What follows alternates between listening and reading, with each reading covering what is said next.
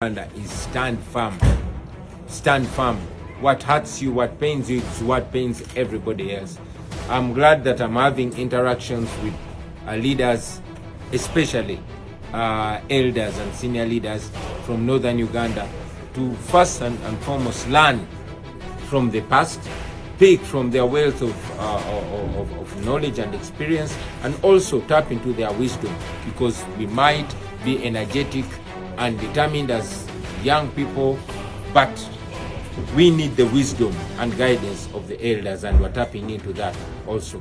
To the young people of northern Uganda, this is our responsibility. We carry a burden collectively of turning the tides of our country to ensure that our children and grandchildren don't have to go through this that we are going through.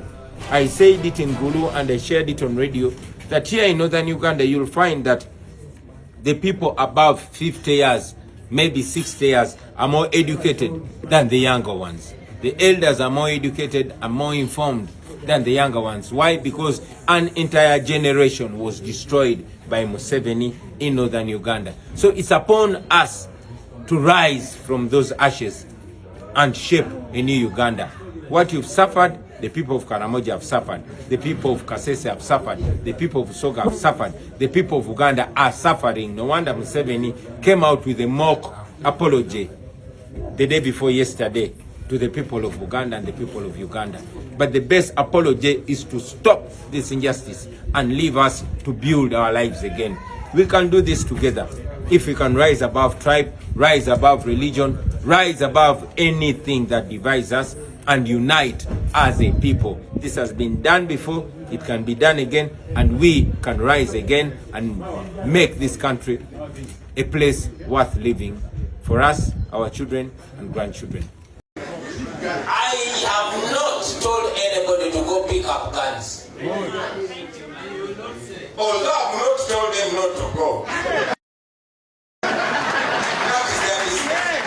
But as for me and the National Unity Platform, power of the people, we believe in the power of the people. Don't get me twisted. Even the power of the people sometimes uses violence, especially when they are justified. It was the power of the people, especially where I come from, that helped Museveni come to power. But for us, we are non-violent because we want to defeat violence. We started Museveni and we know that he fears he is a perennial coward. He fears competition. He has never been elected in his entire life. The man has been defeated at every election. Sam Kutesa defeated him in 1980. So Museveni fears electoral competition. That is why to him every election is like a military operation. Now we took a decision that for us to defeat this man is to render his tool of violence useless. Bobi Wine told us that some people are too poor that money is all they have. You hear me? So if you find somebody that takes pride, that thinks money is everything, then raise morality and make sure money is useless. That person is going to cry with their own eyes. So in this fight, a democratic fight, guns have no place. They just fix them. They'll come with guns, pick Edimoto and pick our people, but when the cameras come, they hide the guns, they say, for us we are democratic. So that is why we are dragging them to an area where they have no chance, and that is an election. But for us to maximize that election, we need to mobilize the entire country, from the north to the south and central, from the west to the east, everywhere. If people turn up in large numbers and vote Museveni out at every corner, it can work. And I've witnessed this. Brothers and sisters, there was every effort to subvert the election of Kawempe. Because Museveni feared, we announced that we are launching the protest vote in Kawempe. There was violence like never before. Museveni came, brought that, they beat people, they killed some of our friends, but people stood firm even if they were members in a polling station and voted him out. He got shocked. The man shamelessly came out and said, oh, they cheated us. It is NUP that brought that. It is NUP that brought military police. Even when he owns the media, even when he owns the courts, he shamelessly went to court and ordered that judge called Wamanya to overturn the election. He thinks he's winning, but he's exposing himself even further. So, ladies and gentlemen, let us push Museveni and turn him into opposition. Because in the case of Nabukola, he's the one complaining. We must turn the tables and make sure our oppressor is now the one running. That's why I'm calling upon you, ladies and gentlemen, to embrace the protest vote and use it in every possible way.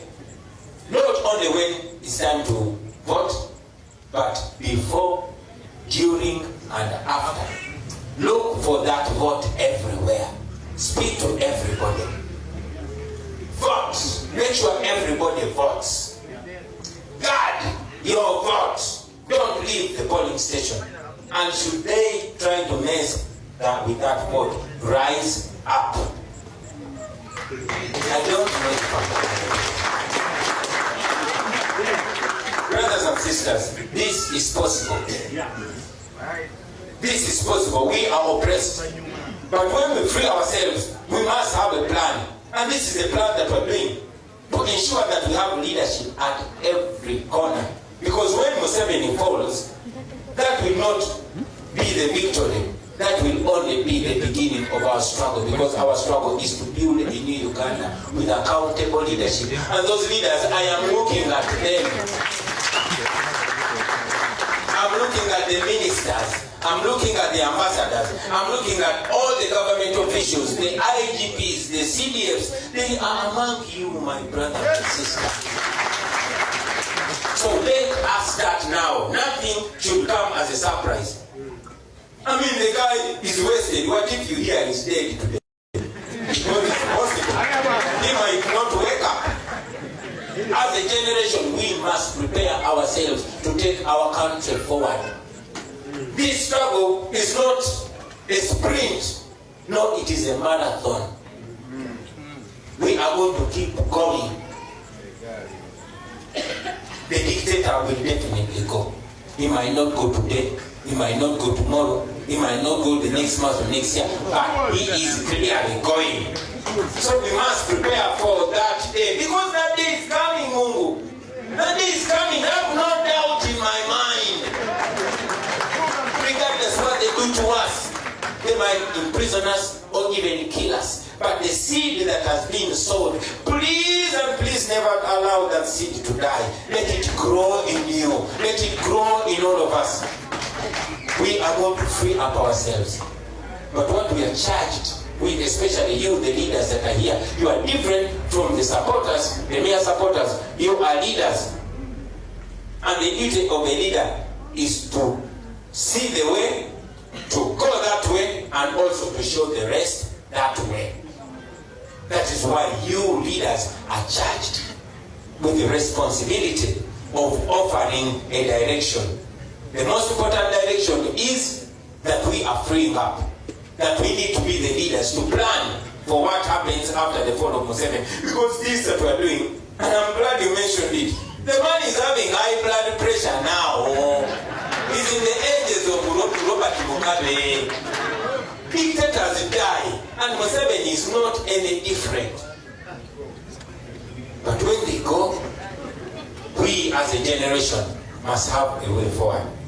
I want to thank you for coming here today and to remind you that you are the hope we've been waiting for. To remind you that we are on our own. But if we use ourselves right, we are enough to get where we want to go. Please go, meet all the comrades there. Make sure you keep the hope alive. Make sure you offer leadership. Make sure you open the eyes of the people. Make sure you unite our people. Make sure you are as different from Museveni and his son as possible. Make sure you are the representation of us wherever you go. When the people in your constituency look at you and hear what you speak, they will make up their opinion about us. So what you say, or what you do, or how you present yourself determines how they see Kyagulanyi, how they see Mama Zibriga, how they see Ageno or Senyonyi or Bongoya or Asega. So represent us well. We trust you. We honor you. But most importantly, your people trust you. God has chosen you for this. You did not choose yourself. Let us go do this. Let us free our country and go ahead to build a Uganda that we, our children and grandchildren will be proud of. Thank you very much, ladies and gentlemen.